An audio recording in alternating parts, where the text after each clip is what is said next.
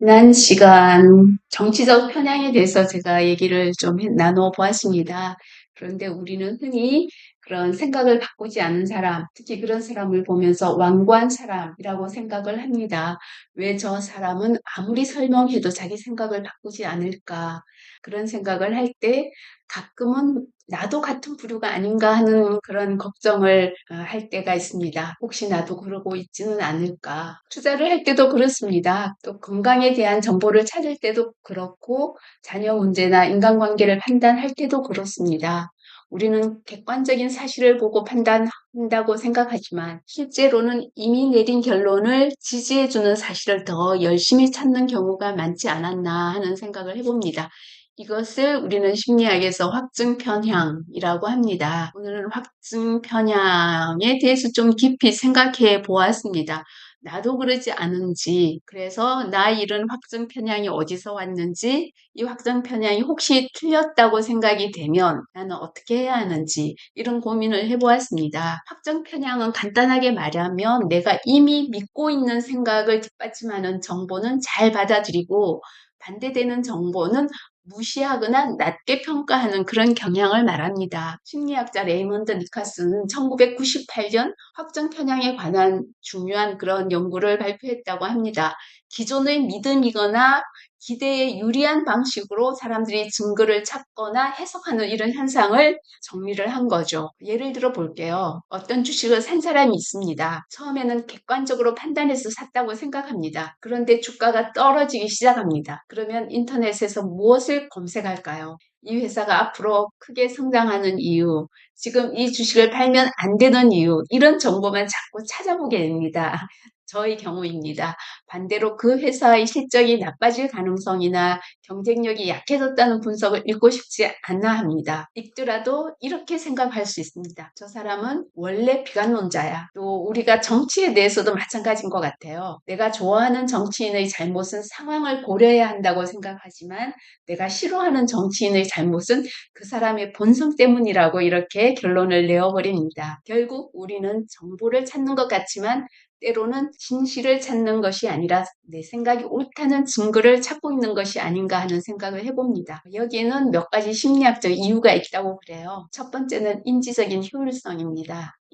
인간의 뇌는 모든 정보를 처음부터 끝까지 분석할 수는 없죠. 세상에는 너무 많은 정보가 있기 때문이죠. 그래서 뇌는 빠르게 판단하기 위해 기존의 경험과 믿음을 이용하게 됩니다. 심리학에서 말하는 이중처리 관점으로 보면 우리는 많은 상황에서 빠르고 자동적인 사고를 사용하고 필요할 때에야 느리고 숙고하는 사고를 사용합니다. 빠른 판단으로 살아가는데 매우 유용하지만 기존 생각과 맞는 정보에 쉽게 끌리는 문제도 생기는 거죠. 또 우리는 자신이 믿어온 것과 반대되는 사실을 만나는 일을 상당히 불편해합니다. 예를 들어 내가 10년 동안 옳다고 믿어온 것이 사실은 틀렸다는 증거가 나타났다고 생각해 보세요. 단순히 정보 하나를 수정하는 문제가 아니죠. 그렇다면 내가 그동안 잘못 생각하고 있었던 것일까? 그동안 내가 믿어왔던 것은 어떻게 되는 것인가? 그것이 나의 자존심까지 상하게 하는 거잖아요. 그래서 많은 사이비 종교라고 우리가 객관적으로 판단하는 것도 그 종교를 믿는 사람은 거기서 빠져나오기가 굉장히 힘듭니다. 왜냐하면 그동안 자기가 그렇게 믿어왔던 것이 있기 때문에 그것을 쉽게 버리거나 바꾼다는 것이 쉬운 일이 아니기 때문입니다. 우리는 언제나 진실만을 찾기 위해 생각하는 건 아닌 것 같아요. 내가 지지하는 입장에 유리한 증거에는 관대하면서 반대 증거에는 훨씬 엄격한 기준을 적용하는 거죠. 이런 식으로 기존 믿음을 방어하려는 정보 처리가 논쟁적인 문제에서 나타날 수 있다고 많은 사람들이 얘기하고 있습니다. 여기서 중요한 사실은요, 확증 편향이라는 것은 지식이 부족한 사람에게만 나타나는 것이 아닙니다. 정말 많이 배우고 우리가 존경할 만한 사람도 자기가 믿고 있는 것을 굉장히 강하게 주장하는 것을 우리가 보고 있지 않습니까? 똑똑한 사람도 자신의 뛰어난 논리력을 진실을 찾는 데 사용하는 것이 아니라 자신의 기존 생각을 방어하는 데 사용할 수가 있다는 것이죠. 많이 생각한다고 반드시 객관적인 것을 얘기하는 것도 아닙니다. 그런데 확증 편향이 또 무조건 나쁜 거냐 하면 그렇다고 말씀드리기도 어렵죠. 확증 편향에도 어느 정도 기능적인 측면이 있습니다. 우리는 매 순간 모든 것을 의심하면서 살 수는 없잖아요. 오늘 아침에 눈을 떴는데 내 가족은 정말 나를 사랑하는가? 내가 알고 있는 이 길이 정말 맞는가? 어제까지 알고 있던 지식이 오늘도 맞는가? 모든 것을 처음부터 검증하기 시작한다면 일상생활 자체가 어려워질 것입니다. 기존의 믿음은 세상을 빠르게 이해하고 결정하게 해주는 일종의 정신적인 그런 지도의 역할을 하게 됩니다. 자신의 가치관과 신념을 어느 정도 유지하는 것도 내 삶의 안정성과 일관성을 만드는 데 필요해요. 문제는 확증 편향이 지나치게 강해졌을 때 문제입니다. 그 순간 신념은 기준이 아니라 벽이 되어버리는 거죠. 새로운 사실을 전혀 받아들이지 않으려고 하는 겁니다. 상대방의 말을 듣지 않게 됩니다. 자신과 다른 의견을 틀린 의견이라고 치부하게 됩니다. 더 심해지면 의견에 대한 비판을 나 자신에 대한 공격으로 받아들이기도 합니다. 그래서 저는 제 자신도 그런 면이 있다라고 생각하기 때문에 제 자신이 왜 그렇게 확정 편향에 빠지게 될까를 고민해 보았습니다. 내 생각과 같은 기사를 보면 금방 믿게 되는데 반대되는 기사를 보면 출처부터 의심하게 되고 내가 좋아하는 사람의 실수에는 이유가 있다고 생각하지만 내가 싫어하는 사람의 실수에는 쉽게 인격적인 평가를 하게 됩니다. 누군가 반대 의견을 말하면 내용보다는 먼저 기분이 나빠집니다. 토론하면서 상대방의 말을 이해하기보다는 반박할 말을 먼저 준비하게 되는 나 자신을 발견하게 됩니다. 확신과 완고함은 비슷해 보이지만 다른 것이라고 생각합니다. 확신이 있는 사람은 자신의 생각을 가지고 있으면서도 증거가 바뀌면 생각을 수정할 수도 있습니다.